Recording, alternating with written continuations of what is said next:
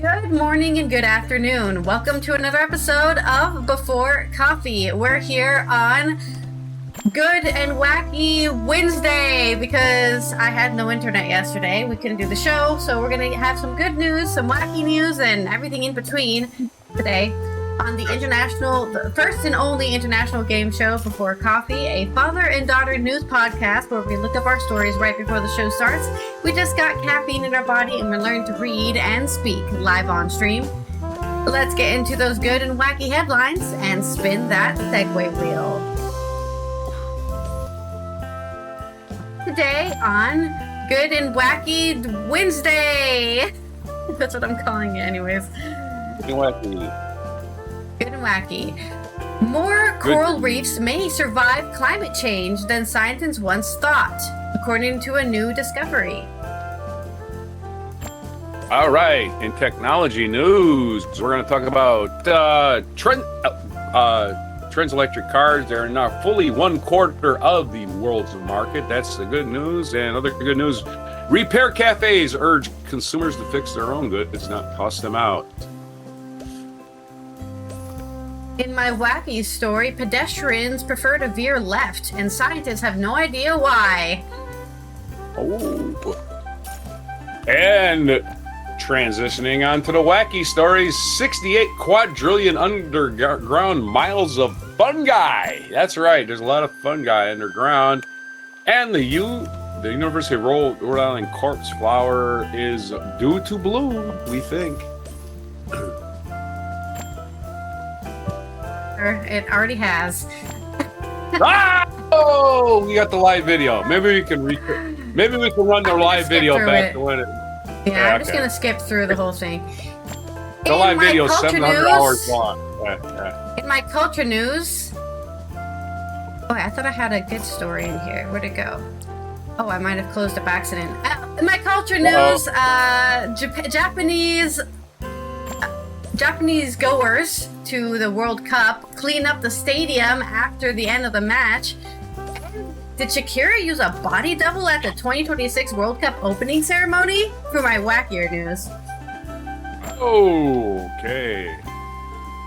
And it is National Mascot Day. So it's a lot of things today. National Mascot Day. And it's also National Root Beer Day. So if you're rooting for your mascot, that's a bad pun. It's June 17th and 16th, because we missed yesterday, 2026 on Before Coffee.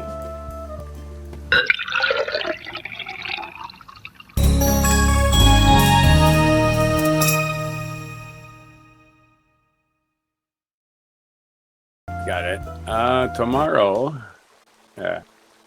Did that thing where it was yesterday and I clicked tomorrow and it does tomorrow. And I click today and it says yesterday, and I click tomorrow and it says tomorrow. It skips the specific date. It was doing that again. So I got to click on the little logo in the corner that says National Day, and it'll take me to today. So that's what I ended up doing. No, I just clicked it. I don't know if there's a way to switch on this day in history to a specific date. I think you have to type the actual date in, maybe? I just refresh the screen and it goes to the right day. So that's not even a problem. Oh, yeah. The National Day calendar doesn't do that. Yeah. It doesn't do yesterday for some reason. You're only allowed to look into the future, not into the past. Yeah, it's refreshing on Britannica. At least the refresh button works there. Although most people in it are not very fresh. Because it's history. It's all about they're all kind of corpse flower smelling as we tie it into the other story. Our first segue is a mixed metaphor.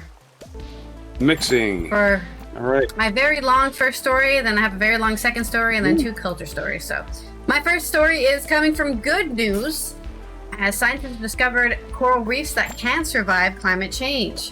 This is by Derek Harrison on InsideClimate.org. For years, the outlook for coral reefs has been increasingly bleak. Mass coral bleaching events caused by severe marine heat waves have fueled repeated warnings that reefs are rapidly on an irreversible path of decline. But new research is challenging that narrative.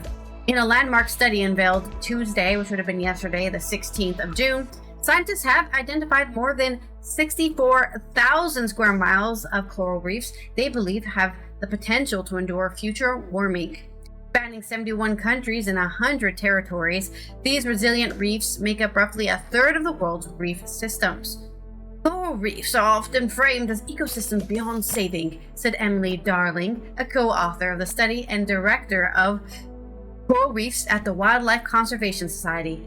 Our research shows that there are 3 times more reefs that may be capable of surviving the climate crisis than previously thought.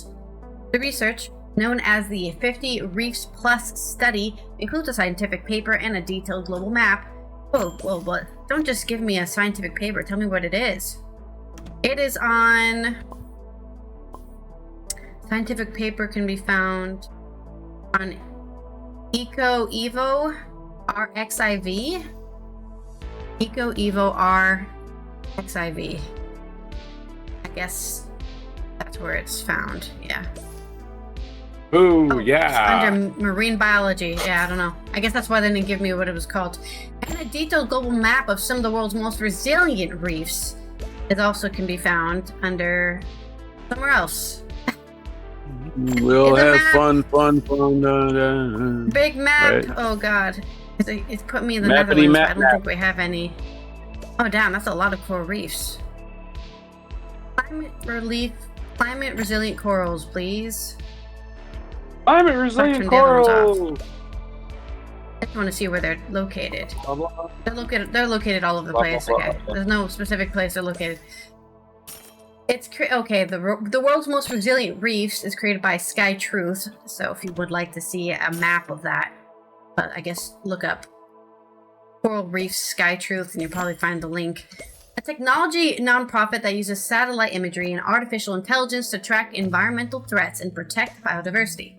Using data from more than 45,000 coral field observations collected between 1960 and 2025, as old as Roger here, along with climate, oceanographic, and human impact data, researchers from the Wildlife Conservation Society and Macquarie University have produced the most detailed global assessment of of coral reefs that show signs of being able to avoid, resist, or recuperate from heat stress and other climate-related disturbances like cyclones. This is an important and encouraging contribution that reinforces our growing recognition that coral reef futures are not binary and that opportunities remain to identify and protect places where corals are most likely to survive and recover, said Ann Cohen, a tenured scientist at the Woods Hole Oceanographic Institution, Woods Hole, who was not involved in the 50 Reefs Plus study. The study builds on the original 50 Reefs assessment published in 2018, which provided the first overview of coral reefs most likely to withstand climate change. That initiative helped secure more than $100 million in funding dedicated to conserving these precious ecosystems. The new analysis includes climate-resilient reefs across 30 additional countries and 54 territories and jurisdictions, highlighting a much broader range of reefs that can endure future warming. And then there's a picture of a climate-resistant reef in Fiji, in the Vatuira Conservation Park. More than half of these are concentrated in just 5 countries. Australia, of course, famous for the Great Barrier Reef, the Bahamas, Cuba, Indonesia, and the Philippines. Islands, who would have thought? Researchers also located areas of resilience in Belize, Panama, and the Turks and Caicos Islands that were not captured in the original assessment. In the Turks and Caicos Islands, the findings were met with both optimism and caution from Alize Zimmerman, executive director of the Turks and Caicos Reef Fund, a non-government organization that works to protect the British Overseas Territories' coral reefs. The narrative that the Caribbean reefs are simply dead is inaccurate and can be harmful to progress on the reef restoration and protection initiatives in the region. However, it would be equally disingenuous to say that they are thriving. That's true. There's plenty of fatalistic people out there who go like, the coral reefs are already dead. Let me just throw trash in the water. Who cares? Too late to save them now. But you can still save them. Over the last few decades, Caribbean reefs have been devastated by heat stress, disease, and increasing pressures from coastal development because people love tourism in the Bahamas. Boating and tourism, to be exact. Despite these challenges, Zimmerman said, many reefs and Turks and Caicos continue to support diverse fish communities and show signs of recruiting new coral larvae. Ooh, they're still growing. Still, she said, there was a significant lack of long-term data about coral reefs there, which makes her curious to know how the study concluded Turks and Caicos host climate-resilient reefs. Knowing how data deficient our historic monitoring and data sets makes me cautious of such a broad claim, she said. I would be interested in having more information on the surveys conducted and ground truth, the predictions made in the study, so that we can use them to drive meaningful conservation action. Blah, blah, blah, blah, blah. And I think that's the end of the story. Wait. Uh-oh. Oh, wait. The studies? No, there was just an ad. Donate to InsideClimateNews.org if you want to support climate studies. The study's findings were presented at the Our Ocean Conference in Kenya, a global summit aimed at bringing together governments, scientists, conservation groups, and business leaders to advance ocean protection efforts. The conference being held this week, June 16th to 18th, in the coastal city of Mombasa, is expected to generate new commitments on marine conservation, sustainable fisheries, and climate resilience, including those aimed at protecting climate-resilient reefs. Just 28% of the climate-resilient reefs identified in the study fall within the protected or conserved areas, according to the study. That leaves about 46,000 square miles of vulnerable ecosystems without formal safeguards from these threats like water pollution from sewage, agricultural runoff and sediment loss, destructive and unsustainable fishing practices, and poorly managed tourism and coastal development projects. Now, the study's authors are calling on governments to prioritize the protection of those reefs in national strategies aimed at tackling climate change and biodiversity loss, including efforts to meet the 30 by 30 target under the Kunming-Montreal Global Biodiversity Framework. The agreement, adopted by nearly 200 countries in 2022, calls for conserving at least 30% of the world's land, inland waters, and oceans by 2030. They can combine these global predictions with their own data, local knowledge, and priorities to inform their decisions, said Joseph Maina, a co-author of the study and associate professor at the Macquarie University in New South Wales, Australia. The new Wildlife Conservation Society has already begun to work with individual countries to use the new data to drive real conservation commitments, Darling said. On Tuesday, the 16th of June, she said Kenya signed the first high-level global commitment to protect climate-resilient coral reefs, joining more than a dozen other governments who have already pledged to use a type of science to determine which reefs to prioritize in future conservation efforts. Blah, blah, blah, blah. And I think that's the end of the story. Yeah. And then there's just a little diatribe about the history of Inside Climate News. So there is your story about discovering corals that, not saying to ignore all the rest of the other corals, right? But since these ones are already climate resistant, you should give them more of a priority compared to, coral reef systems that are on their last leg. These guys shouldn't even reach their last leg due to our own inattention, I guess. Yeah, coral reefs. I guess I got a metaphor, mixed metaphor. Yeah. Coral reefs are like underwater pharmacies, open all night and accept all health plans.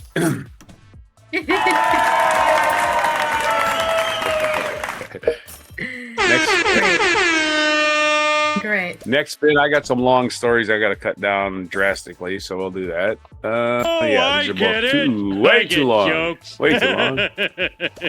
I only had one story, so I just read the whole thing. Let's go to our next segue. Yeah, we're going to edit the hell out of this. Segue says... I don't think so. Survey says... Sarcasm. Survey says... Sarcasm, the easiest one.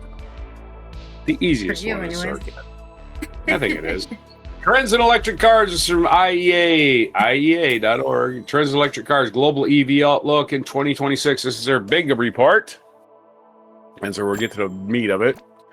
Emerging markets represent an increasing share of global electric car sales as a approach 25% of all sales, or actually exceeded that.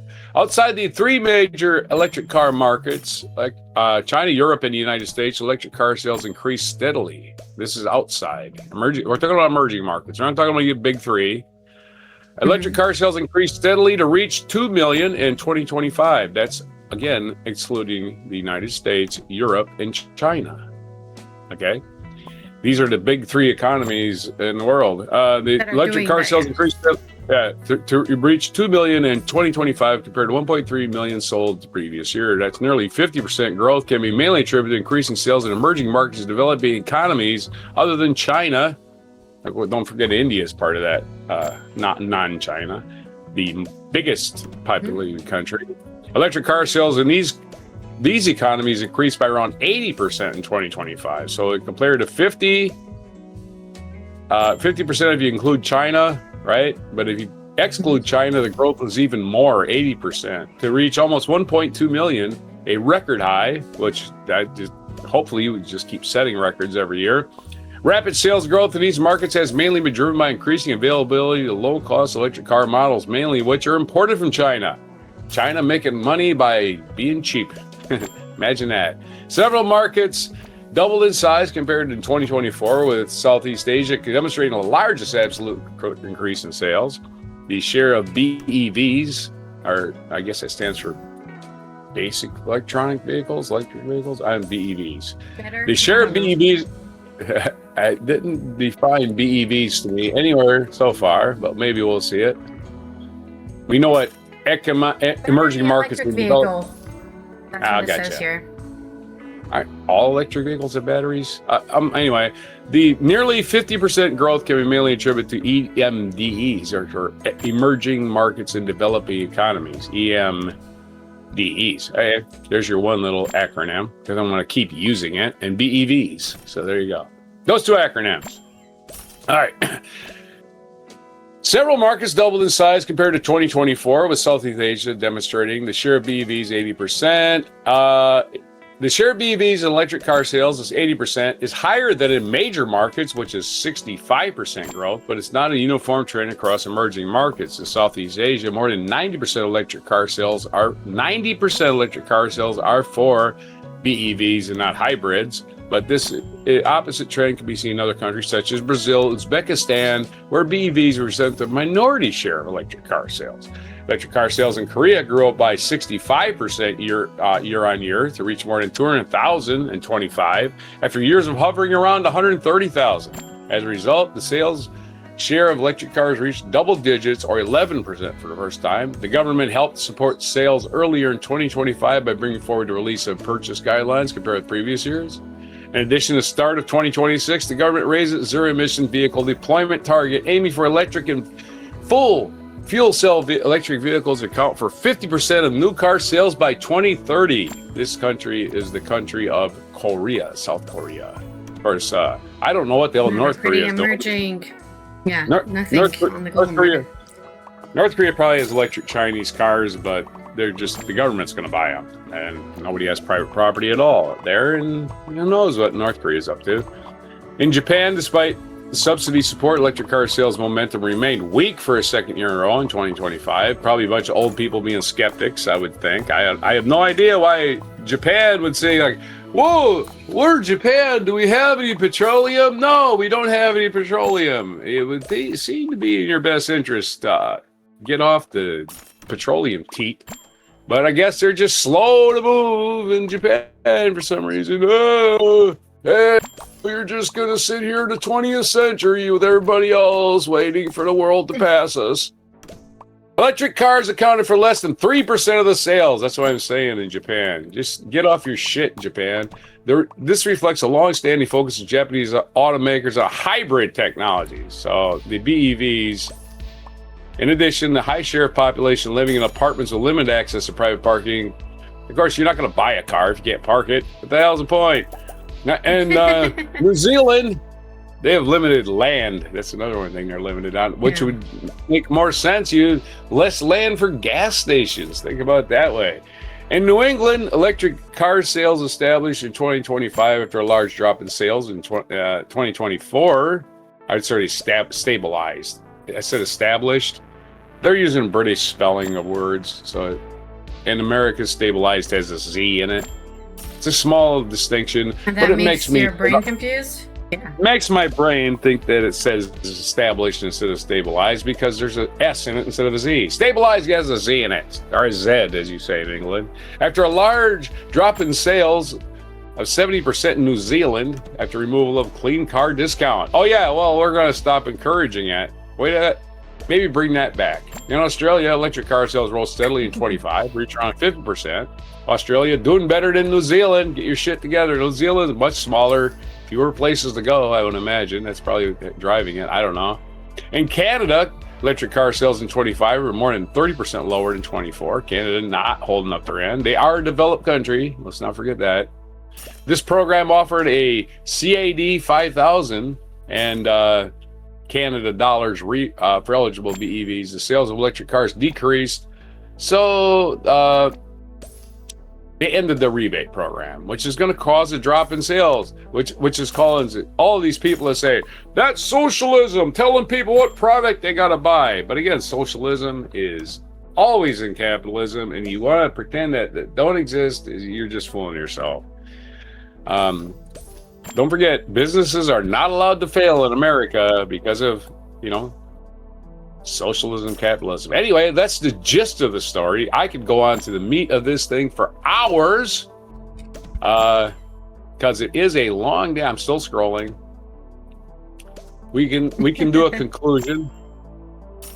As many other EMDEs, the share of electric car sales coming from Chinese automakers is increasing in 2023. Roughly 40% of electric car sales in Africa came from European automakers, while BYD held only 4% of market share.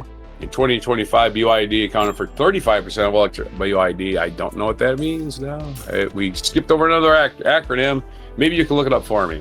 Accounted for 35% of all electric cars in the region. Therefore, however, development's underway for domestic manufacturers, and Moroccan automaker Neo Motors started to sell its first electric model this year. So let's get them a big shout out to Neo Motors in Morocco, an African electric car maker. It's in our best interest if other countries can make their own stuff. It sounds stupid, counterintuitive, but you know what? We can sell spare parts. We can make spare parts, and we can sell spare parts. It's time for manufacturing to go back to America instead of just poor countries where they treat people like shit. That's our economy, by the way. If you don't make anything, your economy's in trouble. That's why England doesn't have a real economy anymore. They don't make anything. So yeah, sadly.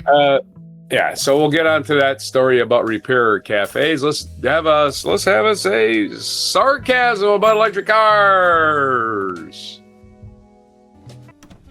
And then when we're all making electric cars, climate change will be saved. And then we'll never have to do anything again. It's definitely not too late for climate change, he said sarcastically.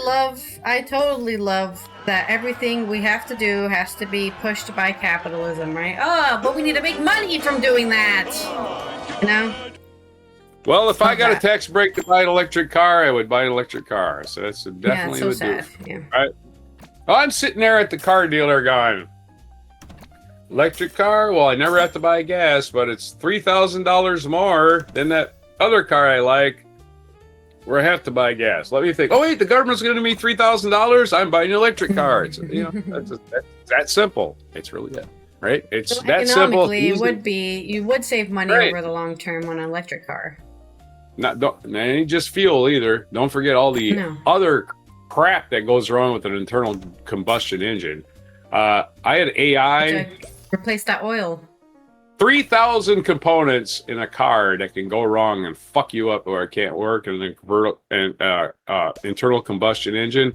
There are 12 things on an electric car that can go wrong. Well, 12 things. Yeah. That's it. Versus 3,000. The ratio is 3,000. Incomparable. You know that little valve, that tiny little valve on that thing, that's a $700 part. You're going to be in the shop for a while. Or electric car, and it's like, nothing's wrong with it. I just replaced the tires and the brakes.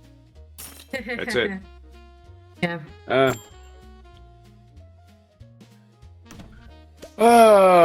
Our news story about repair Story. cafes.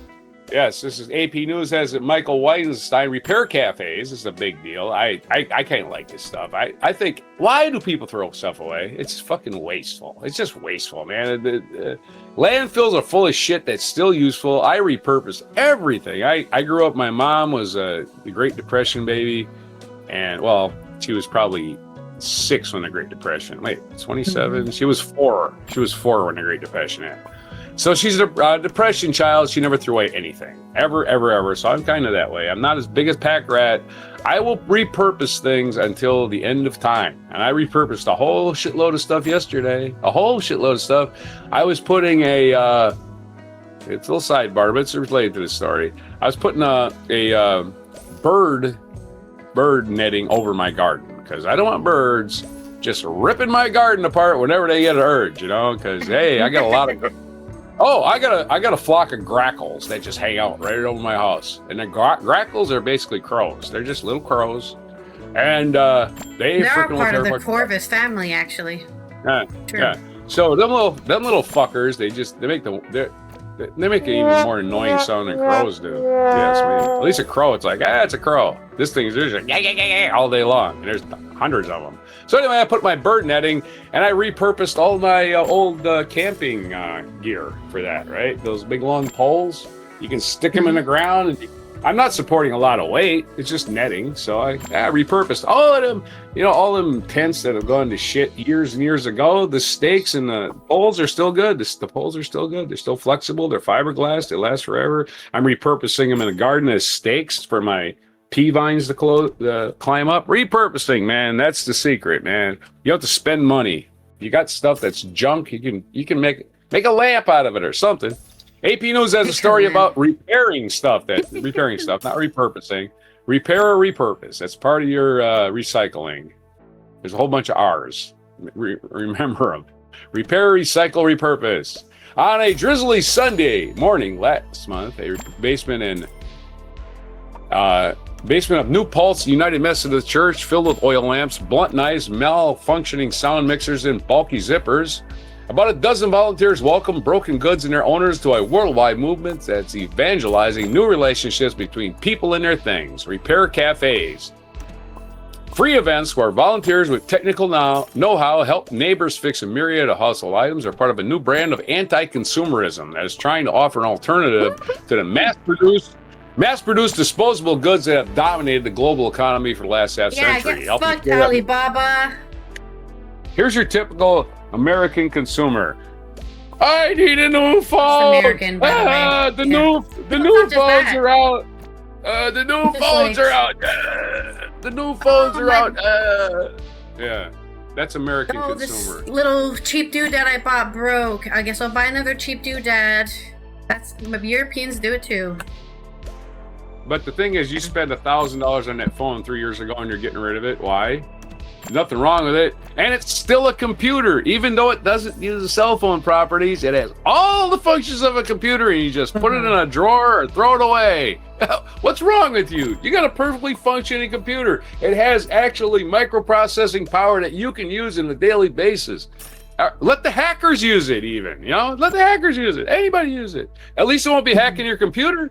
Right? Hey. Yeah. Anywho, you're giving it that computer power, and you spend $1,000 on it. It makes no sense to me. U.S. consumers are morons. They just do what they're told. You need a new phone. Oh shit! I need a new phone.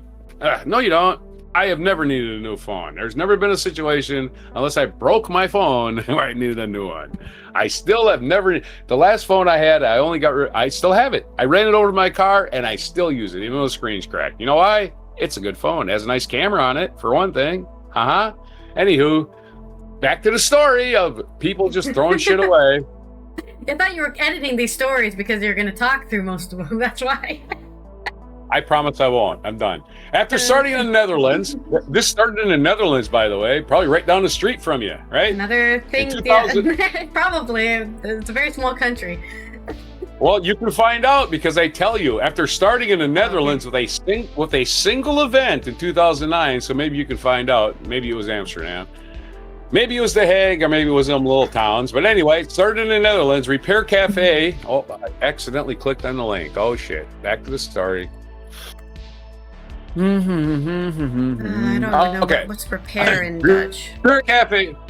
Repair Cafe has grown into a global nonprofit with more than 59,000 members and 4,000 cafes, close to 850,000 items fixed in a year, almost 1 million. We need to change our mindset. We need to change the economy, Repair Cafe founder Martine Postma said. Even if Repair Cafes can't solve the problem alone, they still are a very clear sign that change is needed to a much higher level. Yeah, we're not looking for a panacea. We're looking for just, small-time stuff to do good things. This is what Good Tuesday is about. Repair cafes are both ways to fix things and form a community. In New Paltz, in New York City, a Hudson Valley college town about 2 hours from New York. Well, 2 hours from New York in Hudson Valley, north of New York. 50 people bought 85 items to the Repair Cafe, an antique fan that required rewiring, shirts, pants, jackets, stuffed animals.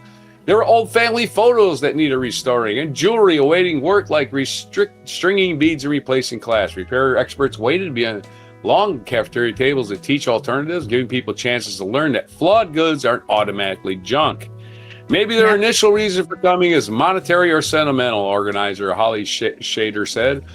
More than that, she gives people a chance to work together, extend life of something. People form relationship. The experts on hand fixed 71 of the items, found that 4 needed more work, and deemed 10 beyond repair. And again, as I say, things just beyond repair. Okay, you tried repair. There are 2 more R's. There's recycle, there's repurpose, and there's recycle. So maybe you can repurpose it as something, or just, hey, the material in it still can be melted down and turned into something else, or maybe just smashy. That's always fun too. Don't forget smashy is always an alternative to just simply throwing it away. Because as we know from the movie Office Space, smashing a copy machine or a printer, oh, what joy. Anyway, I get to come and actually do the work and meet the nice people and show them how to put something together. The Buy Nothing Project, right to repair legislation, and a growing number of tool libraries are also dedicated to repairing, trading, and giving instead of buying and selling. The right to repair legislation, we hopefully get to the bottom of that.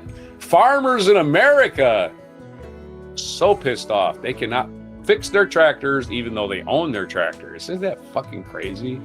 Anyway. Wow, that's they terrible. Have to say, yeah, you can't. Yeah, you don't even own your own tractor. What happened to private property? Anybody?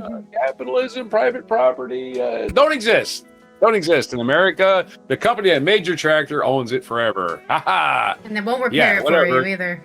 Yeah. You can't repair our tractor, you bastard. Yeah, so again, they're going to pass legislation that says you're going to stop doing that to us, you assholes. We're consumers, not fools. Well, they're kind of synonymous, right?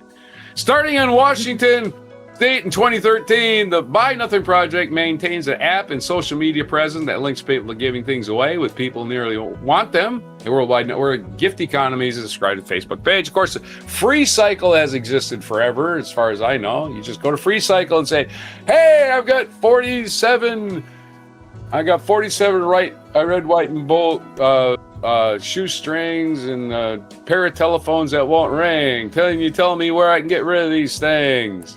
And he won't say, take them down to Highway 61. He'll say, take them to Buy Nothing Project, where you can sell your telephones that don't ring. Or maybe give them away.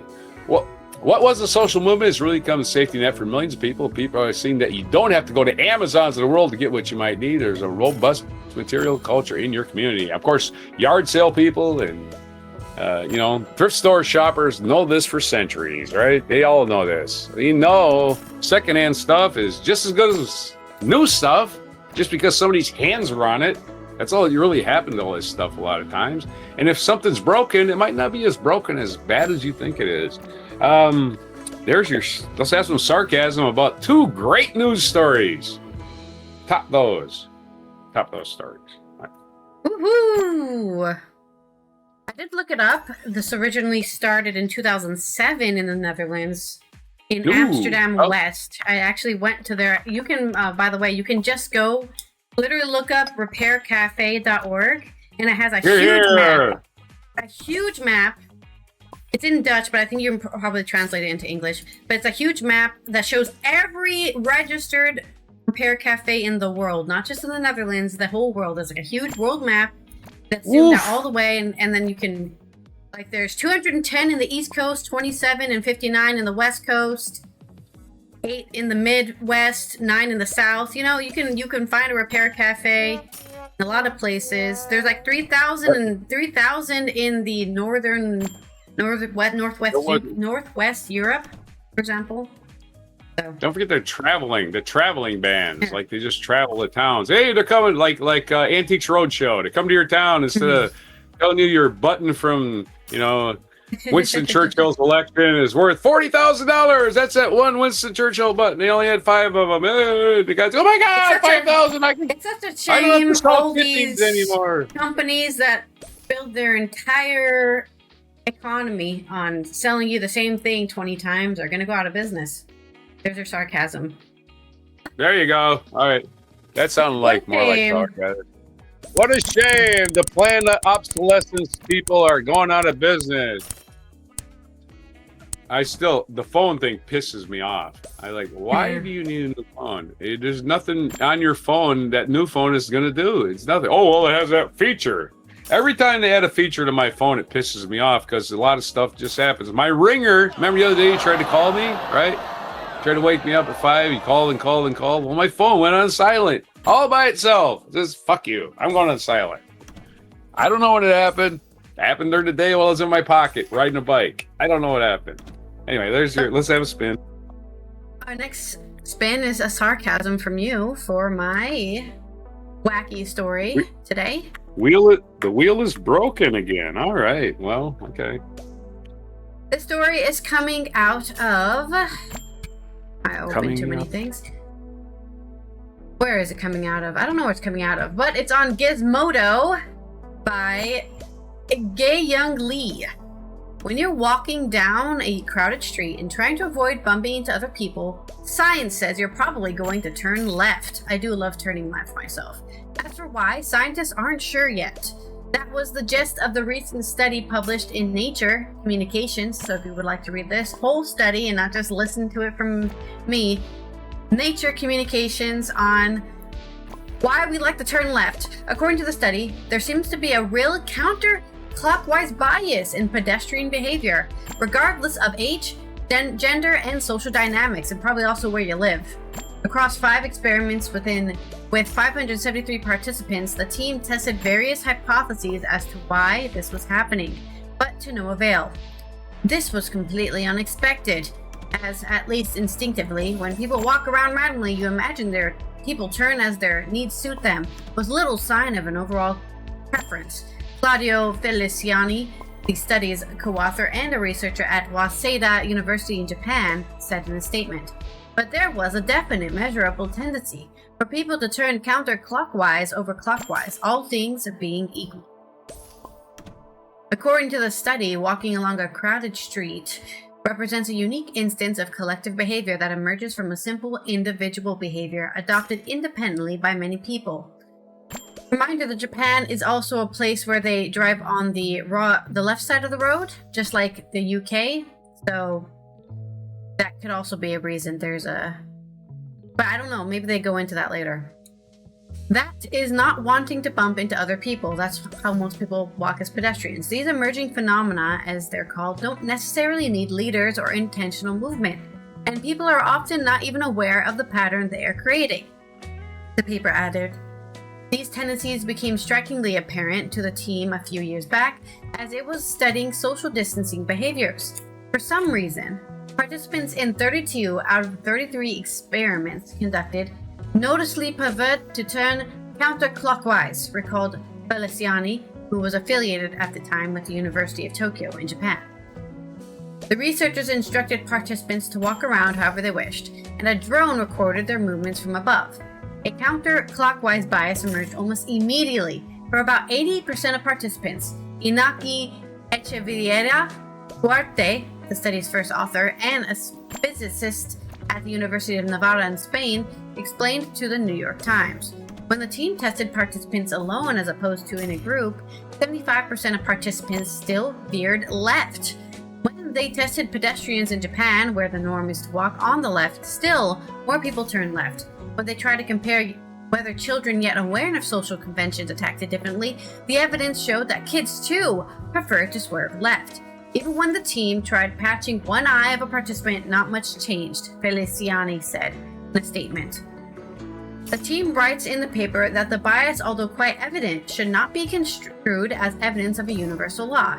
It's also unknown whether similar behaviors would emerge in more extreme situations, such as that of emergency evacuations, as well as with individuals with limitations in physical or psychological functions. Overall, the exact mechanism is still an open question, Shakira Huarte told The Guardian, but other experts uninvolved in the research say the findings could have significant implications for crowd control. For instance, this leftward bias may have far-reaching consequences for everyday pedestrian traffic. Why did everyone get stuck in that crowd crush? Oh, because they all tried to turn left when it was a right way only. But they simply have not looked for those solutions yet. Carol Bashik, a mathematician at the Massachusetts Institute of Technology, also known as MIT, told The Times. What's more, these behavioral patterns, even if they are unintentional, should be of interest for designing everyday spaces and for efficient evacuation plans, the study noted. We don't know why it happens, but we think that by understanding the reasons, we could better understand how we perceive the world, Feliciani said to The Guardian. It can help us make other discoveries which may be more important than this one. So there's your revelation, your wacky revelation to why sometimes you just always want to go left. Go that way, go that way. Maybe we don't know why, but it is something they've at least observed. It's been observable as a trend. And that's my story.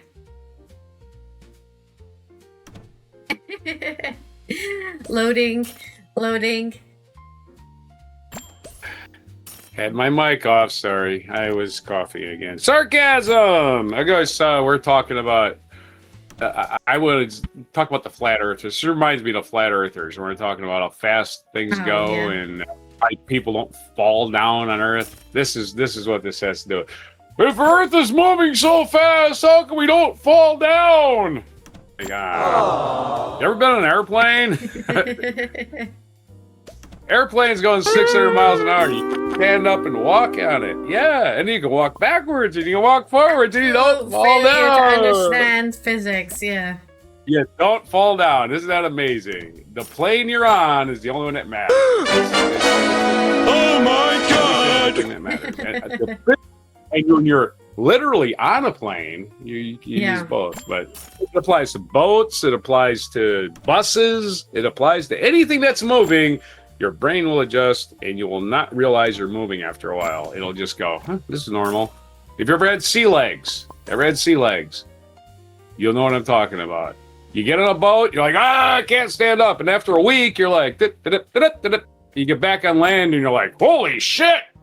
The land needs to stop. The land needs to stop moving. I can't believe the land's still moving. It's not moving. It's in your fucking brain. Okay? So, yeah, it's all relative to where you are in the world and what you're doing. Things are moving. You just don't realize it. The left-handed thing, it has to do with the rotation of the Earth. I'm almost totally convinced of that. So, anyway, that's his scientific theory. My unscientific theory. My pseudo-scientific theory. But again, I have more to stand on than these flat Earth idiots. They're completely fucking stupid. They're completely fucking stupid. Should we say you have more to roll off of because you don't believe in flat Earth? So yeah, the flat Earthers are the following people: really stupid people, con men. Don't forget the con men, and ignorant people. That the stupid and ignorant are two different things. You're willingly stupid. If you're ignorant, ignorant is dumb. You're just and you're an object. You might as well be a doorstop. You're not capable of original thought. Our next segue is a hypothetical for your next story. Hypothetical. Isn't all of this hypothetical? Isn't all this hypothetical? everything. We're covering all the segues. Shorter stories, so we're going on to the weird stories of the week. At least 2 of them. We're going to talk about fungi. Underground fungi. The SeattleTimes.com has a story. Emily and thieves. 68 quadrillion. 68. That's a pretty specific number of quadrillion. Why not 69? Make it a fun story. Right? Anyway, 68 quadrillion underground miles of fungi. Only 68 quadrillion. How many zeros in a quadrillion? Let's see. A trillion, let's see, a billion is 9 zeros. A trillion is 12 zeros, unless you're England. Who knows how many zeros that is? And a quadrillion, probably the same amount of zeros. 15 zeros in a quadrillion. A hidden circulatory system pulses just beneath the planet's surface. There, embedded in the soil, are dense networks of microorganisms known as arbuscular mycorrhizal fungi. And what would you say? AMF for short. These fungi attach themselves to the roots of plants, sending long, thin filaments throughout the soil. These fairy water nutrients the plants and whisk away carbon, keeping these vast quantities of it out of the atmosphere. Laid end to end, these filaments would extend for 68 quadrillion miles, or roughly 730 million times the distance between Earth and the Sun. Oh, let's calculate it another way. It's only 30 million times the distance between Earth and the nearest star. I don't even know it. Yeah, it's just really, really massive. Let's put it that way. Collectively, the filaments contain approximately 300 megatons of carbon. I wonder how much does Earth weigh? That's a lot of megatons of carbon. Oh boy! I don't know how you measure that. You can make an estimate, I suppose. But I don't know. I don't think you can put Earth in a little basket and just say, "Oh, it's this heavy." I'm saying they can measure it, or they can calculate it in some way, but there's no good way of actually describing. Yeah. Well, I need to know how many football fields and Empire State Buildings this is. That's what I want to know. Collectively, the filaments contain approximately 300 megatons of carbon, or 4 to 6 times as much carbon contained by all humans on the planet. Yeah, man, a lot of carbon in your fungi. According to the study, which was published in Science on Thursday, an international team of scientists conducted a research using a combination of advanced techniques, including machine learning and high-resolution imaging robot, to measure, predict, and map the size of these fungal networks in ecosystems across the globe. The study revealed particularly dense fungal networks between the world's grasslands. Yep, no mountains in the way, no big rocks in the way, so yeah, I guess it would help. Adding to the evidence that these ecosystems, which tend to receive less conservation and protection than forests, serve as a significant carbon sinks to the planet. Yes, protect the grasslands should be a thing anyway. And the way to protect the grasslands, of course, is to reintroduce beavers and bison in the United States anyway. People just aren't paying attention to these ecosystems, said Toby Kyers, an evolutionary biologist at the Vrije University back in Amsterdam. University of Amsterdam, the VRIGE, I don't know how to pronounce that. University of Amsterdam, and the author of a new paper. What we want to do with these data is really shine a light on some of these hidden patterns underground. More than 70% of Earth's terrestrial plant species rely on arbuscular, that AMF, that fungi, which, in addition to transporting nutrients and storing carbon, also help stabilize the soil and protect plants from environmental stress. Yes, little strings of water get into your underground plants from mysterious origins. Gotta love it. Although it's been clear that these networks are both critical and vast, Kyers said. Vast? 68 quadrillion miles? That sounds a little vast. 300 metric tons? That sounds a little vast. We know their networks are very healthy and where they're threatened. In a new study, she and her colleagues set out to build a better picture of underground infrastructure. She said that began by compiling data from hundreds of previously published papers, which had collectively analyzed around the world. So the fungi underground is the fungi you want. Let's have us a hypothetical. Hypothetically, you're probably as I said, I cut my... over a fungi cluster right now. Definitely, because I got plants growing. They probably love sewer systems, you know, damp, dark. Yes. Full of all sorts of nutrients. They love that sewage nutrients, all the dead things, and something has to eat it. Yeah.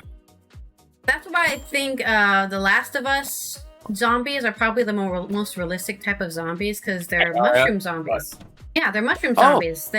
People get infected by fungi, they take over your brain, and and it's a real thing. There's a real parasite fungi that goes into your brain and then moves your body for you, accesses your nervous system, and moves your body. Like, yes, make it you seem alive, but it's just the fungi sending signals to your brain. Yep, and if you don't think about it, listen to that song by the Talking Heads. It's called Once in a Lifetime, and probably their first famous video, but it's one about letting the days go by, let the water. They're singing about all this stuff that's going on under the ground that you're not even aware of. It's water flowing, the worms crawling, the fungi eating dead animals, you know, all sorts of things. It's a big old system, and we just keep trying to dump oil all over it. And yeah, we're not learning anything. Let's do the next story. URI, University of Rhode Island.edu has a story. The University of Rhode Island corpse flower countdown. I guess you said it's already happened. Is that what's that? That's the update? Yeah, I looked at the most recent part of the live stream, and it's definitely opened up. But it's not daytime there yet, right? So it's daytime. No, I mean, like, Rhode Island hasn't opened the museum, right? The museum probably opens at 8 a.m. It's a little too early for them to be open, I think. But we haven't seen anybody walking into the live stream and saying, wow, look at that, it smells awful. You can go do that now, right? You can go to Rhode Island now and smell the smelly flower. Maybe you can smell it from your backyard. You don't have to go there. I mean, it smells that bad. So we're going to do the story as far as opening. We are not quite sure that we got the deal. We do have the live video. We can check that out. The University of Rhode Island botanical greenhouses are the site of scientific research and student-focused science. This is them introducing it.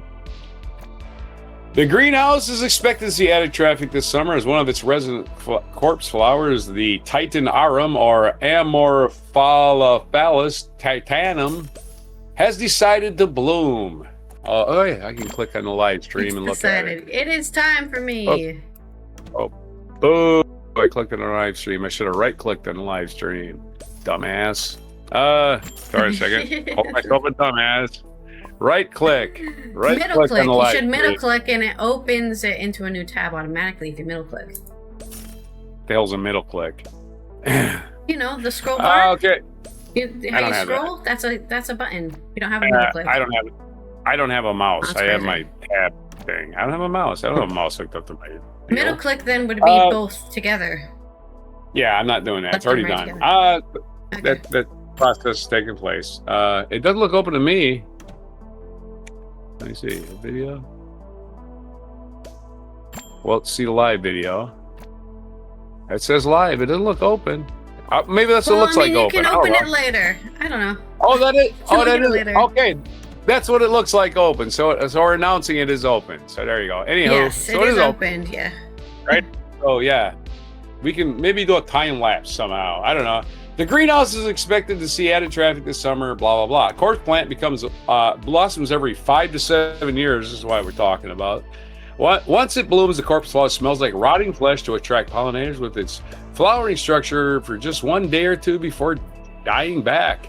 The corpse flower represents the largest inflorescence group of flowers in the world.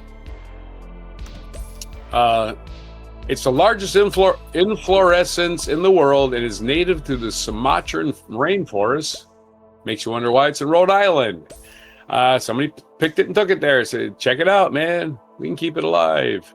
The last corpse flower bloomed in Uri over a decade ago. Wow. Robinson has been tracking URI's largest corpse plant since last year, as well as 2 other corpse flowers in the university collection.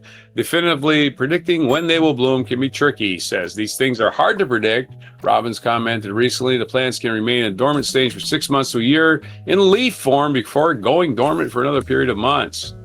He said years. Now the robins now that robins can see the flower stage beginning, there will be about a week before it fully opens. He predicts that predicts that this one still has about 7 to 10, 12 days before blooming, and just 1 to 2 days in full bloom. And this story was written on the last week sometime. Now that robins can see the flower, blah, blah, blah.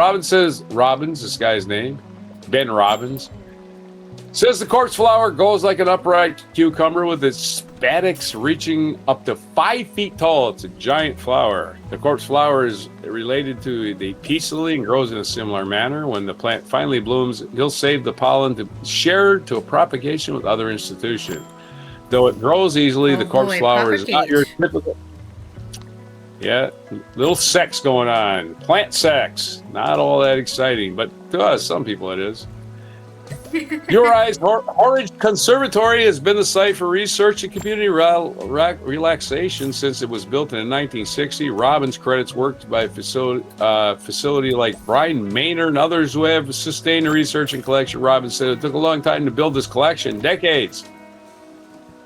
URI's newly flowering corpse flower is one of many unique specimens at the university's botanical collections, all viewable on campus throughout an accessible geodatabase launched last year. The online database offers a guide to... Whoops, I accidentally clicked on a link again. There I go again. I got happy fingers. They won't relax.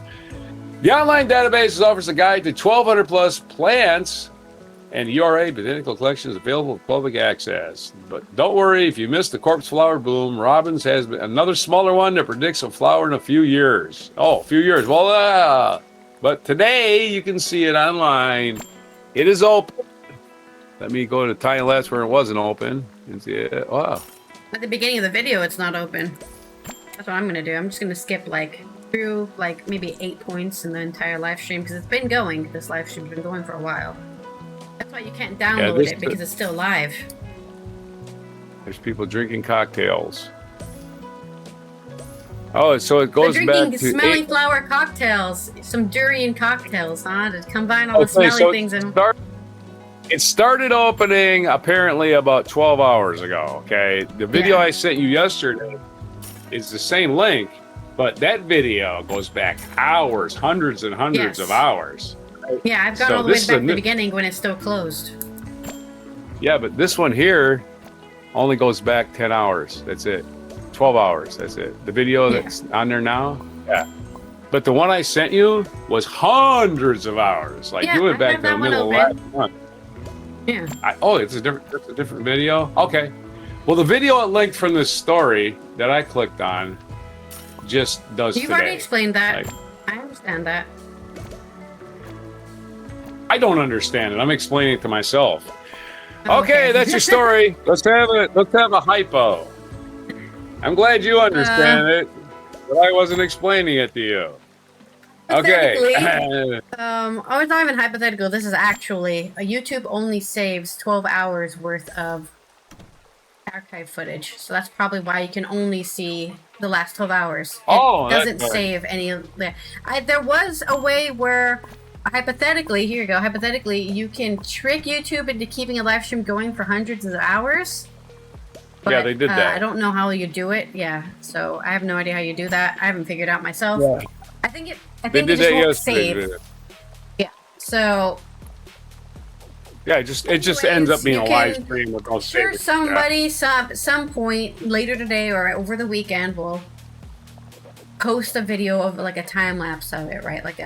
100 times speed playback of the entire event and how you can see people run past and look at it and put their nose in it, and it's slowly and surely opening. I'm sure they have even their own camera set up for that, because you have to actually film when you do a time lapse. You have to film in a different way than you would in a normal video. You only film you basically take a bunch of pictures every hour or something, but it depends how slow or fast something is. Right. But and you turned all those pictures into a video. Well, I'm being hypothetical. Anyways, that is my hypothetical. Let's roll a segue. You're already getting distracted by watching this flower. I can see it in your eyes. And we'll go into my culture news. Uh-huh. You're totally distracted. Our next segue is a non sequitur. We're just not talking about anything today. Non sequitur. Wow. Lazy day on the wheel. Yeah, well, you know, sometimes you need a break. Oh, I'm on the wrong computer. It's like, why can't I find my stories? Because I'm looking at the wrong computer. Let's go to my first story. Is my good culture news. I was going to talk about this yesterday if my internet worked. And it's about Japan fans using blue bags to clean up the stadium after the World Cup draw in, I guess, the United States. I don't remember what city any of these matches are in. This is coming out of Arlington, Texas. Those blue-back Japan fans waved in a frenzy after their team got a late-tying goal, were then used after the final whistle to maintain what has become a cleansing World Cup tradition. The Samurai Blue fans cleaned up before they left the stadium Sunday, which would have been the 14th? The 14th of June, picking up trash from the stands after Japan's 2-2 draw against the Netherlands in Group F. Only a few minutes earlier, those then empty blue bags were prominent in the celebration when Daichi Kamada scored on a header off Koki Ogawa's corner kick in the 88th minute. As in, he kicked a goal and then he hit it with his head into the goal, and they made a 2-2. They almost lost the match. Instead, it was a draw. Along with the constant chants for their team, those bags the fans bring to the stadium are often raised in unison. The scene becomes frantic after goals, such as Keito Nakamura's earlier in the second half to tie the game at 1-1, and Kamada's shot that ultimately secured a point for Japan. Scenes of Japanese soccer fans picking up and sweeping trash first drew public attention during the team's first World Cup appearance in France of 1998. Reminder for anybody who doesn't follow the sport like me, Japan didn't have a national team until very recently. And they were actually taught by some Dutch coaches. So that's a little fun fact from you. The Dutch and the Japanese have already had a very long-standing relationship in soccer. They have done it every 4 years since, including in Qatar in 22. Now they have left their mark in no trash at the AT&T Stadium, home of the NFL's Dallas Cowboys, where workers usually have a lot more cleanup duty after games. And there is your good news. Very short, because I am doing 2 stories here, so I wanted to keep it short and sweet. About how, I don't know, you could be like Japan. Japan, of course, known for being one of the cleanest countries in the world. My non sequitur is about the World Cup, of course, is like, why do we have it in the United States? It's one of your biggest grifts in the world, the World Cup. And that's my non sequitur. Already, United States sending people back to their countries because, oh, you're here for the World Cup. Well, here's a reason not to let you in. You're on the national team. Yeah, you're literally registered as the national referees. Yeah, like referees I heard about that. Yeah, just absolute bullshit. United States, just fascist. What a shit show. Asshole. And of course, I heard FIFA is actually adding water breaks in between these games just to put a bunch of ads in. That's what I've heard. I'm not watching any of it, but it's like, oh, the water break. I think a Dutch player specifically said these water breaks are unnecessary for a lot of teams who aren't in a hot place where they need water breaks. Oh. And FIFA is just using them to put more ad space. And that's what he directly said, like a Dutch person. A Dutch player directly said that and said they're bullshit for ad space. Mm-hmm. What are you going to do? FIFA kick me out of the tournament? Yeah. You want another non sequitur? I'll talk about NFL. The NFL, what do? Let's have replays. Let's have more replays. And the people at league offices are like, hey, more replays. Time for more commercials. And they put more commercials in your game you're trying to watch. Not a game takes 4.5 hours for a snooze fest of replays. Ooh. Anyway, money. Give me more money. I can't watch live football. It's a fucking waste of my time. I'll watch the highlights. I'll watch the edited version. It just shows the plays. None of this in between crap. Yeah. Just forget what's the live. Wacky culture news. Supposedly, people are saying Shakira used a body double during the World Cup opening because they can't believe a woman at her age can look so good. Wait, but people told me once you turn 50, you're useless in society. You're not sexy anymore. Tell that to all the mommy fetishists out there. There's plenty of people who love that. This is from Christina Theiger on Euronews Culture. On Thursday, the 11th of June, the 2026 World Cup kicked off in Mexico City with a lavish opening ceremony. Stars such as Jay Blavin, Mana, Lila Downs, and of course Shakira took on the stage. By now, she has appeared at more World Cups than her ex, Gerard Piqué, who is an actual football player. Yet, it was neither the fireworks nor the music that most caught people's attention online. 2 hours after the show, theories began spreading on social media, claiming that the person who performed the tournament's official anthem, Die Die, was not actually the Colombian singer. One user even wrote, "That's not Shakira. Look how she misses the step when she sings Die Die. That's a double. Shakira lied to everyone." Similar to that conspiracy theory that Avril Lavigne got murdered or something, or died, and then they replaced her with a body double. I don't know why people have some sort of psychosis, you know? 1967, you know that? According to those pushing the theory, the star looked different. Shakira ran on. Yeah, it's almost like she ages over time. Don't tell anybody you age. Shakira ran onto the pitch in a striking yellow outfit, white shorts, platform trainers, and a huge pair of dark sunglasses. Oh no, she was wearing sunglasses. It must be an imposter. Many users also pointed out that her hair seemed to be a different shade from usual. Hair dye! Don't tell them about this new secret conspiracy. With part of her face hidden behind the glasses and a slightly different look from the one her followers are used to, speculation spread rapidly on social media. Within hours, the internet was debating whether it was really Shakira or a stand-in. So far, the singer's team has not responded to the rumors because any response to the rumors will just conflate them. Just ignore it. However, there's one detail that strongly suggests the person on the pitch really was Shakira herself.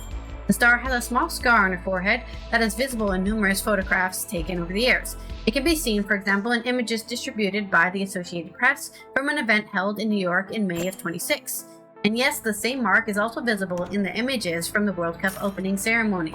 Of course, it is always possible that an alleged double had spent months studying Shakira's every move, learning her choreographies, and copying her hairstyle and reproducing her the tiniest facial scar in order to fool millions of viewers and dozens of high-definition cameras. For profits? I don't know why you do that. Or alternatively, that it was actually Shakira. Euronews is inclined to go with the second option. After all, those hips don't lie. So there's a weird and wacky story about people mass psychosis. Not Right. her, because I have trust issues. I think people are always out to get me and trick me for whatever reason that they have to do They that. call it the Specifically lowest- to trick you. They call it the lowest common denominator for a reason. You know, we're always responding to the stupidest people. My other non sequitur, did have one more non sequitur about the advertising thing that I wanted to bring up was, yeah, football does the instant replay thing. You know what they do in baseball and other sports? They sponsor everything. Everything has a sponsor. Only reason I bring this up is I listen to the Milwaukee Brewers on the radio, and every time they have a pitching change, the pitching change is sponsored by adult diapers, and that just to me is so. It's so Change is fitting. sponsored by adult Time diapers. for your change. While they're changing pictures, it might be time for Dad to change his diaper. You know, that's just such a great. That's just a great tie-in. I love that sponsorship. Make money It's the somehow, best I guess. Yeah. sponsorship in the history of sponsorships. Anyway, let's do the non sequitur about this story, which was, the thing about people is there's so many of them. You get one of every kind. Yeah, there's people that just believe.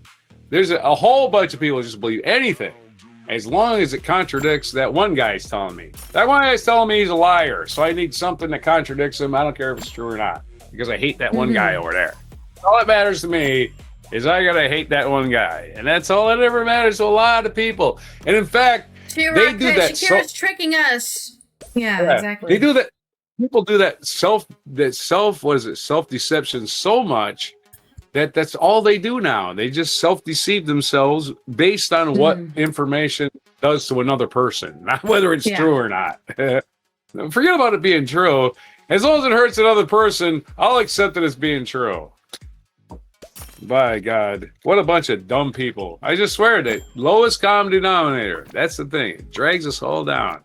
The one thing we have in common, we like being happy. That's the I guess. And this is it. Whatever makes you happy, who knows? Yeah, exactly. There's one of every kind. There's one of every kind. Who knows? Who knows what makes people happy? That's my long non sequitur. Let's do a state history. Well, first let's roll our segue wheel. Right. So I don't have anything to do. Even. Let's get something where you have to work. Probably not. Reminds me of a song. We haven't gotten that one in a very long time. Oh, never mind. It's alliteration headline. Oh, you have to work. Alliteration. All right, then.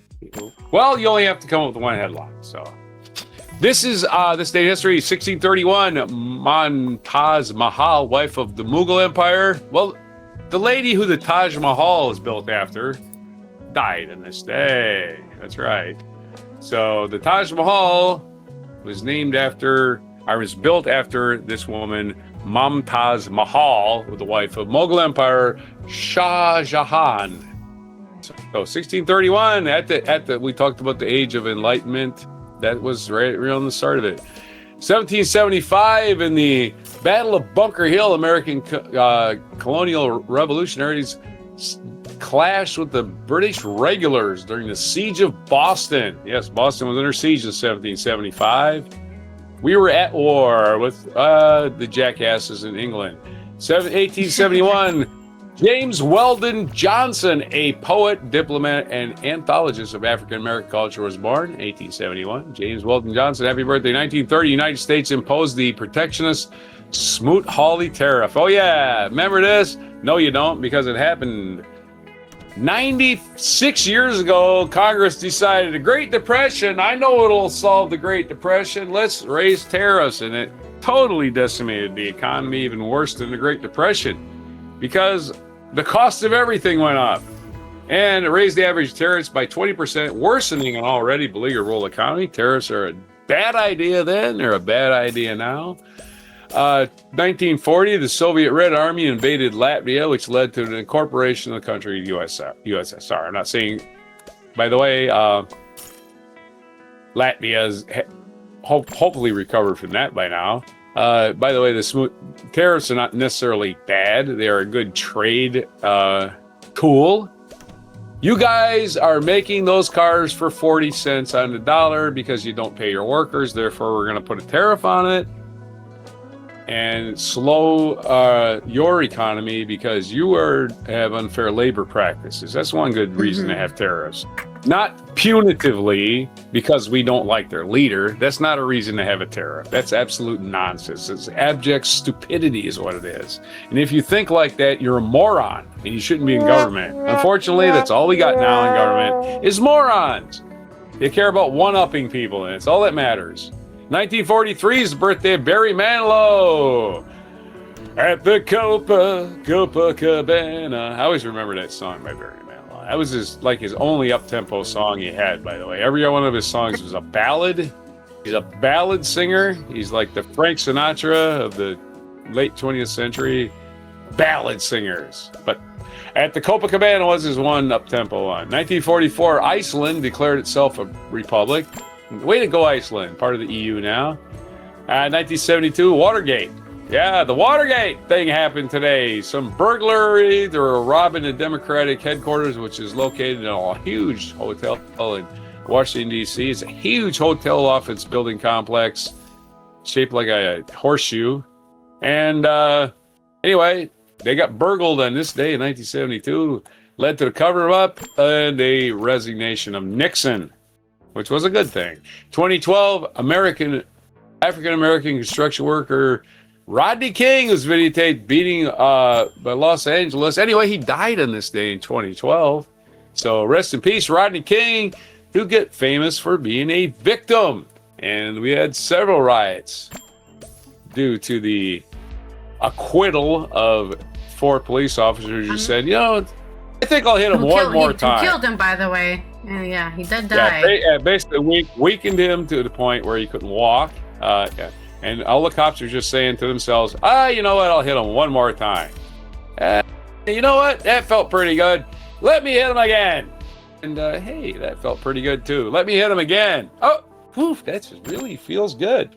Let me hit him again. So all them cops were acquitted. And speaking of acquitted, 1994, the day O.J. Simpson was arrested. Yeah, that's right. When you were just a small child, O.J. Simpson went on a Bronco ride with a gun and a disguise, and his friend A.C. Cowling, who I'd never heard of, even though he was a teammate of O.J. Simpson in Buffalo and USC. I never heard of Al Cowlings until he was O.J. Simpson's getaway guy. Anywho, that's what happened to this day in 1994. O.J. Simpson was arrested. Igor Stravinsky's birthday today, the violinist born in, or is he a cellist?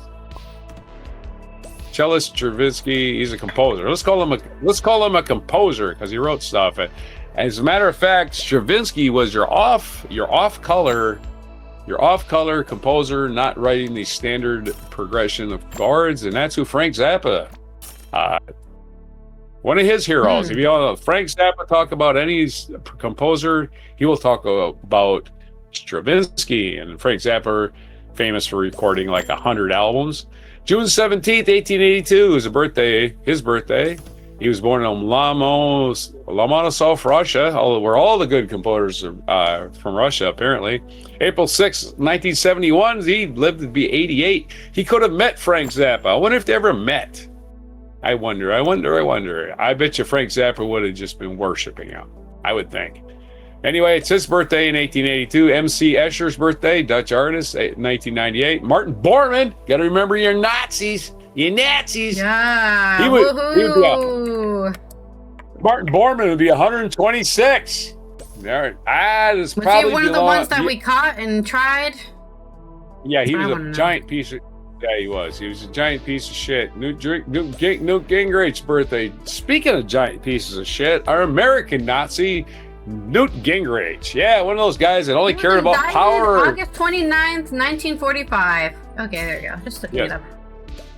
Yes, he was probably at the Nurembergs. I'm pretty sure he was at the Nuremberg. He was 100%. It says he was, yeah. Newt Gingrich should have been at a Nuremberg type trial because he was a terrible, terrible human being. Still is. He's absolutely a fucking I guarantee there's some of bitches in the Epstein files. I guarantee it. Anyway, in 1987, Kendrick Lamar, happy birthday, Kendrick Lamar, turning not quite 40. He's 39 today, so happy birthday to him. You think he was a lot younger.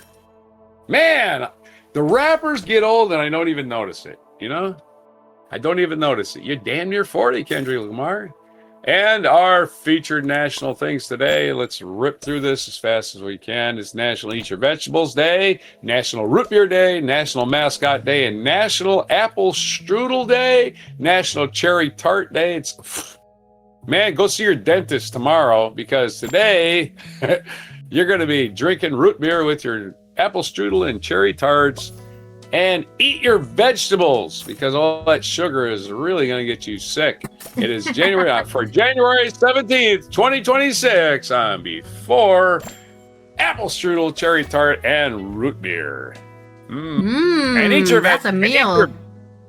And eat your vegetables. Maybe eat them last. Yeah. Eat them your first. vegetables Just last. protect your stomach. Yeah. Eat them.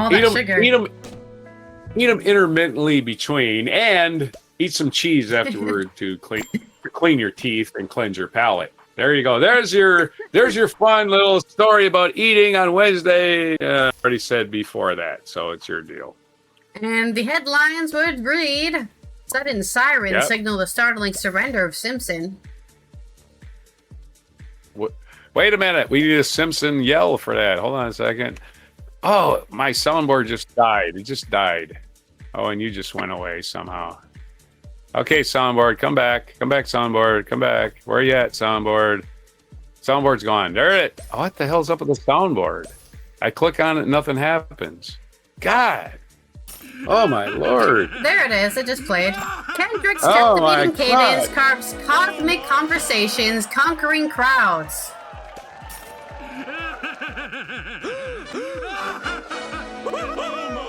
And finally, Juicy June jogs with Joyous Journey, as in juicy vegetables. Gotta get those juicy vegetables.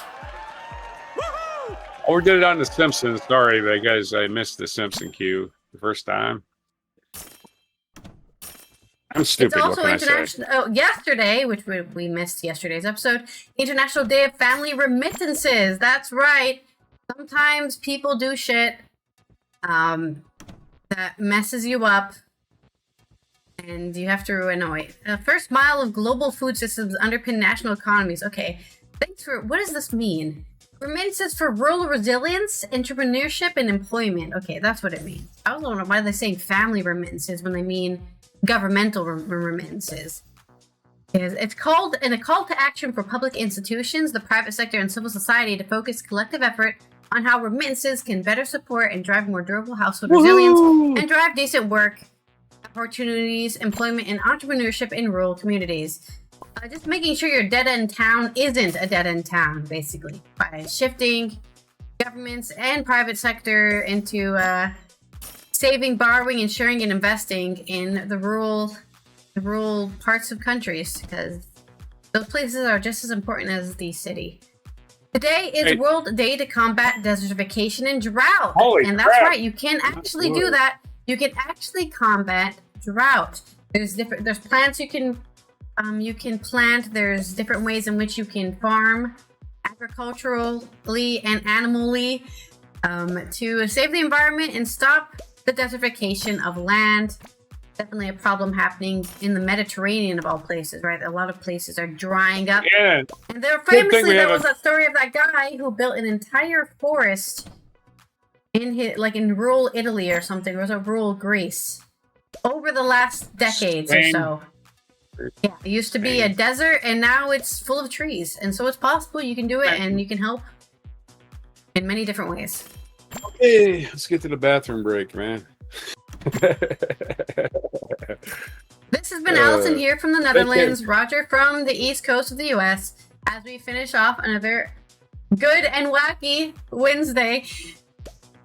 We will see you tomorrow for Thursday 13, in which we will have 13 things on the list to talk about. Yeah, we don't know what it is yet, but I'm sure maybe you can come up with 13 big events that happened in the World Cup or something. I don't know. And we will see you for that. So, not a chance. Thank you everyone who has been here for the live stream. If you're not already following Before Coffee Podcast on Twitch, or subscribe to Before Coffee Podcast on YouTube, please do that. Do both, and tell your family and your friends and your dog and your cat to do that, because the more the number go up, so the more we get pushed in the algorithm, the more people will see our channel and get this anti-AI news. Yeah. Instead of waiting for AI to feed you, feed you headline. These are our real voices. We're not AI voices. And thank you to all our Patreons on the Before Coffee supporter tier for supporting the show. Here is our mic drop moment. Not much of a mic on this one, though. Just visual. Which I will be scrolling through. Yeah, this is the current. Visually. Go back to the beginning. Go back to the beginning. Yeah. There you go. We've got people. This is 12 hours ago, I guess. People watching as it slowly opens. People watching. Is it fully open now, huh? I'm doing my own scrolling. This is the nighttime. Yeah, you do your own. Yeah. This is it at nighttime in the I guess last night. They are open for business at this immediate hour. Yes, they are this early, and you can see as you skip through, right, that it slowly starts opening. It is a college. So colleges do open about 7, or even earlier. So this is why you need a time lapse though, because I think I'm skipping like every hour, and it's only moving like a couple of centimeters every time. The thing is, people taking several pictures of it. It's like, yeah, there it is. Too bad we don't have smell-o-vision. We need smell-o-vision for this, right? Yeah, I don't know if it Grr. starts smelling or not. When it starts smelling, if it's Oh, when it actually blooms or it's smelly the whole time. Because at some point, it's something has to extra. tell the plant to It's start, extra you know. smelly. Yeah, Yeah. it has to be extra smelly because it wouldn't attract the nature. It wouldn't exist as a thing if it didn't attract pollinators. It just wouldn't exist. I wonder if we can just do this.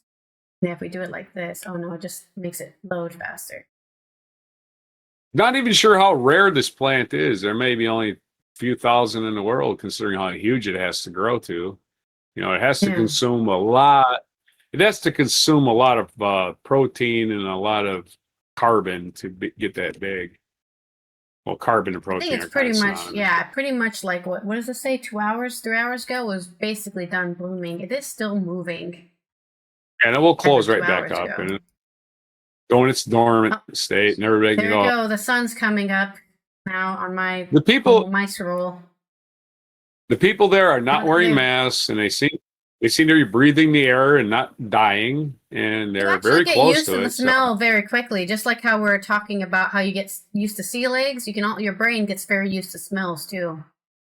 That's why I you got to can be tell in a me, I room with grew a up. dead animal and then you won't even notice it, and somebody will walk in and be like, "Oh, something died in here." Oh, I didn't even notice. You have to tell. You have to tell me I grew up on a farm. Now, wow, the sun is like already fully up now, huh? That's crazy. Mm, And yeah, it it's is 7, no, summertime. 8 o'clock. It isn't in the middle of. You call me the sun isn't up, but that doesn't last very long. It Yeah, and then we've changes. got So the first few people who came up basically came when it opens. I assumed it opened at 8 a.m.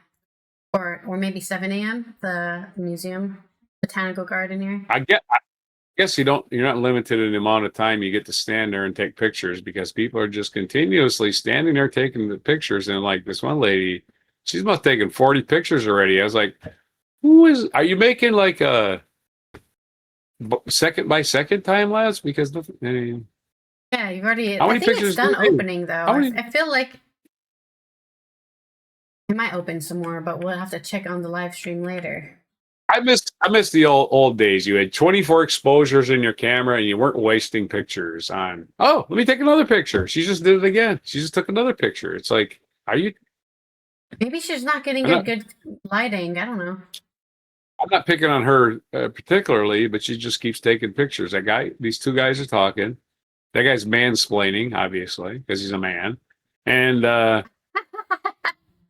you know, that time I dragged dead bodies out of the bottom of the ocean, they smelled nearly as bad as this. And they were all bloated. And, remember the This is time I what was we. digging up? This is what we I went, call people watching, where you make up fake hypothetical scenarios for all the people you're watching. yeah. Yeah, I remember that time.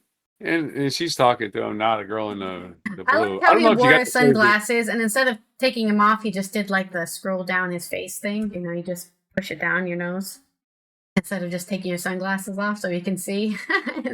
Oh, we're looking at a different image, I can tell. But yeah, the whole thing Oh, is not. I'm on the actual live. Like if you press the Oh, that live button, guy. you go to the actual live. Yeah. I'm on a few minutes ago where the guy reached over and touched the plant. I didn't know you were allowed to touch it. Holy crap, he touched it. Ah! Oh, hell And then broke somebody loose. The yelled at him wrestling. saying, "Don't do that." Oh, wow. You're the totally different group of people here live. Oh, totally different group. Yeah, that's what I thought. There's the guy with the sunglasses you were talking about. Yeah.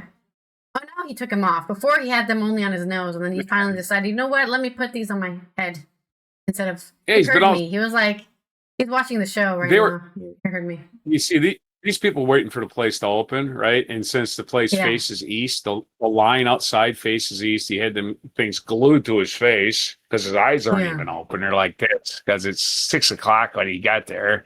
And so when he got inside, he's like, "Oh my god!" That's what it is. Is that man. a Green Bay Glasses Packer hat? man. I put my glasses No, on and try to. it No, it's looks just like a there's a yellow G. hat. Oh, I look like It's there's a just giant yellow. G on it. I can't tell. Yeah, It might be I just thought University of Oregon. It might be an O for Oregon because their colors are the same. Oh, yeah. Yeah, Oregon is the same colors. This lady has been here the whole time just taking pictures. The Oregon Ducks. Nah, I don't think that's past it, and then she That'd be came the back. world's smallest. This Okay, old just let lady's me like, know I when you. really want to take pictures. Please leave. Hi, can I Just take let me pictures, know when you please? fade it. Let me know when you fade it, because I do have to use the bathroom. She's like, you know what? This smells like my old husband, Dan. He smelled just like that. Oh, my Lord, that boy. We had to hose him down once a month. It just got terrible. The flies. Oh, my Lord. Oh, Dan. I miss Dan. Because I can just imagine the small talk that they're having where it's just like, yeah, I'm just here to take a picture of plants. I'm not here to talk. Please leave me alone. The guy in the black shirt works there. I am convinced. He has not left this whole time. He works there. No doubt. And he's mansplaining everything. Takes care of it. Yeah, I'm the one who takes care of this plant. I spray it with water every evening.